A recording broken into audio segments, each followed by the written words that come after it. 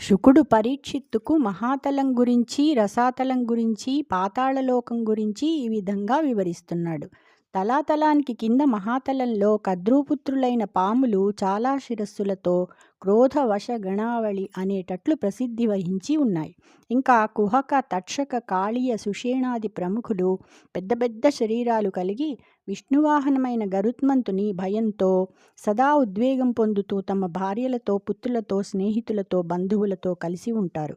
కింద రసాతలంలో దైత్యులు, దానవులు అయిన నివాత, కవచ, కాలకేయులనేవారు హిరణ్యపురంలో నివసిస్తూ ఉంటారు.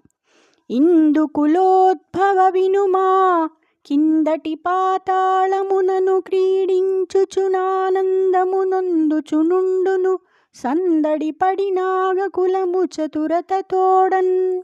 చంద్రవంశోద్భవ విను, దాని కింది పాతాళంలో క్రీడిస్తూ నాగకులం చాతుర్యంతో సందడి చేస్తూ ఆనందిస్తూ ఉంటుంది. జయ శ్రీకృష్ణ.